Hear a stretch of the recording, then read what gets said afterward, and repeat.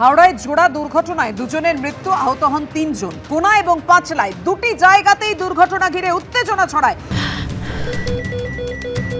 ক্যান্সারে নেই আর ভয়, NCRI হবে এর জয়। আপনাদের ভরসা নেতাজি সুভাষচন্দ্র বোস ক্যান্সার হসপিটাল। ঠিক কি পরিস্থিতি এই মুহূর্তে জানাবেন আমাদের প্রতিনিধি সুনীত হালদার। সুনীত, দেখো পাপিয়া, গতকাল রাত 9:30 নাগাদ কোনা সার্ভিস রোডে একটা বাইককে ধাক্কা মারে লরি, এবং এই ঘটনায় বাইকের যে পিছনের যে আরোহী সে ছিটকে পড়ে এবং কলকাতাগামী একটি লরি তাকে পিষে দেয় এবং ঘটনাস্থলেই ওই বাইক আরোহীর মৃত্যু হয়। এই ঘটনা ঘিরে এলাকায় উত্তেজনা দেখা দেয় এবং স্থানীয় বাসিন্দারা রাস্তার ধারে দাঁড়িয়ে থাকা ম্যাটাডোর এবং লরিতে ভাঙচুর করে এবং তার বিক্ষোভ দেখাতে থাকে।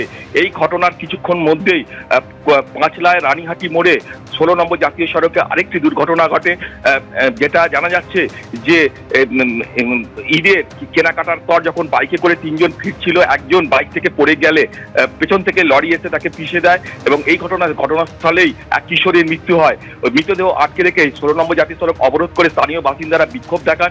ঘটনাস্থলে পুলিশ যায়, র্যাব যায় এবং তারপর পুলিশ মৃদু লাঠিচার্জ করে বিক্ষোভকারীদের সরিয়ে দেয়। এই ঘটনায় উত্তেজনা ছড়িয়ে পড়ে। দুটো ঘটনাতেই লরি কিন্তু ঘাতক লরি পালিয়ে যায়। ধন্যবাদ তোমায়। তৃণমূলের শিক্ষক নেতা শেখ সিরাজুল ইসলামকে বরখাস্তের নির্দেশ দিলেন বিচারপতি রাজাশেখর মান্থার ডিভিশন বেঞ্চ। হাওড়া স্কুলের শিক্ষক নেতা দুর্নীতি করে চাকরি পেয়েছেন, কোনোভাবেই চাকরিতে রাখা যায় না পর্যবেক্ষণ বিচারপতি মান্থার। এর আগে নিয়োগ দুর্নীতি মামলায় তার বিরুদ্ধে FIR করার নির্দেশ দিয়েছিলেন বিচারপতি বিশ্বজিৎ বসু।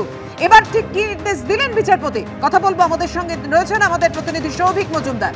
সৌভিক, দেখো, এবারে যে নির্দেশ দেওয়া হয়েছে সেই নির্দেশে খুব স্পষ্টত বলা হয়েছে যে শেখ সিরাজুল ইসলাম তার কিন্তু চাকরি করার কোন রকম অধিকার কার্যত নেই, ফলে তাকে এই মুহূর্তে বরখাস্ত করা হচ্ছে। সেই মর্মেই গতকাল বিচারপতি মান্থার ডিভিশন বেঞ্চ মহামান্য বিচারপতিরা সেই মর্মে নির্দেশ দিয়েছে।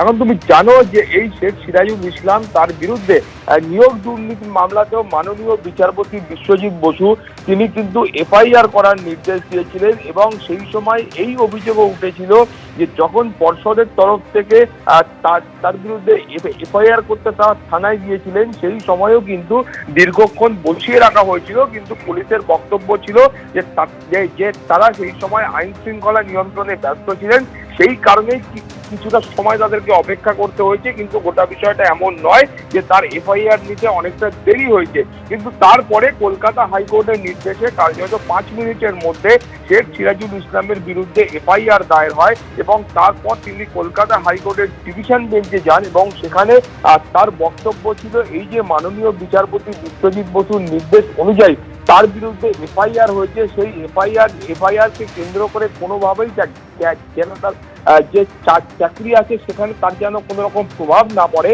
সেই মর্মে তিনি কলকাতা হাইকোর্টে গিয়েছিলেন। কিন্তু মাননীয় বিচারপতি রাজাশেখর মান্থা তিনি গোটা বিষয়টা খতিয়ে দেখে মনে করেছেন যে তার চাকরি করবার কোনো রকম অধিকার নেই।